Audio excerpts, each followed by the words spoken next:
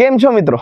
તમને ન્યૂઝ મળી ચૂકેલ છે પાર્ટ 1 ના અંદર ડીવીની લિસ્ટ જાહેર થઈ ગઈ છે, કોલ લેટરે આવી ગયા છે. તો જે મિત્રોએ કોલ લેટર હજી સુધી ડાઉનલોડ નથી કરેલું તો વેબસાઇટ ઉપર જઈ અને ત્યાં તમારા સીટ નંબર મૂકી, બર્થ ડેટ અને જે તમે પાસવર્ડ સેટ કરેલું છે એ મૂકશો એટલે કોલ લેટર ડાઉનલોડ થઈ જશે. પણ આપણે શા માટે અહીંયા ભેગા થયેલ છે?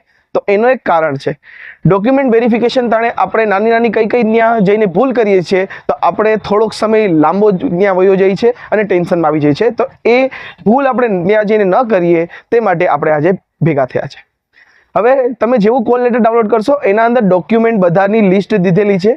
એ લિસ્ટને એક ક્રમસર ગોઠવી દેવાની અને ત્યાં જ તમારે 2 સેટ જમા કરાવવાના રહેશે.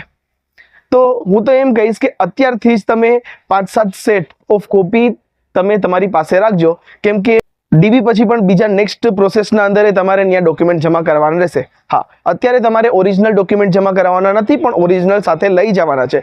પણ મોસ્ટ ઇમ્પોર્ટન્ટ વાત, જે વ્યક્તિ ઓલરેડી ગવર્મેન્ટ જોબના અંદર છે, પછી ભલે ટીચિંગના અંદર હોય કે નોન ટીચિંગના અંદર હોય, એ લોકોએ એનઓસી જમા કરાવવાની છે પ્લસ સોગંદનામું જમા કરાવવાનું છે.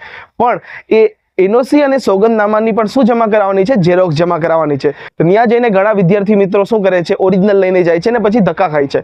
નો ડાઉટ ત્યાં સપોર્ટિવ બધા જ છે, પણ તમારો એટલો ટાઈમ વેડફાઈ જાય છે. તો એ વસ્તુનું તમારે ધ્યાન દેવાનું છે.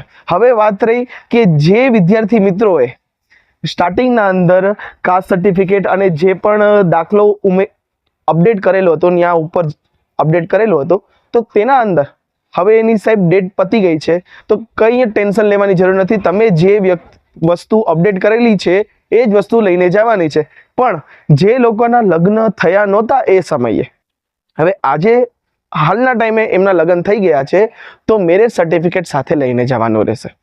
કેમ કે એના આધાર કાર્ડના અંદર કદાચ હસબન્ડનું નામ હોઈ શકે છે, બરાબર? તો એ વસ્તુ તમારે ધ્યાન દેવાની રહેશે. ડીવીનો ટાઈમિંગ પ્લસ કેટલા વાગે જવાનું છે, કઈ તારીખે જવાનું છે, કયા સેન્ટરે જવાનું છે, એ બધી જ કોલ લેટરના અંદર દીધેલી છે. પણ આપણે શું ધ્યાન દેવાનું છે કે ડીવી જ્યારે આપણે કરાવવા જાય છે ડોક્યુમેન્ટ વેરિફિકેશન, તો જે સમય દીધું છે એની 1 યા 2 કલાક પહેલાં એ જગ્યા એ સ્થળે પહોંચી જવાનું રહેશે, કેમ કે કંઈ પણ પ્રોબ્લેમ ન આવે એ માટે. જો કાંઈ નવી અપડેટ આવશે તો આપણે ચેનલ ઉપર પાછું નવું અપડેટ ન્યૂઝ નાખશું. ચેનલ ઉપર નવા હોય તો સબસ્ક્રાઈબ કરી લેજો. મળીએ આપણે નવા વિડીયો સાથે. ત્યાં સુધી જય જય ગરવી ગુજરાત.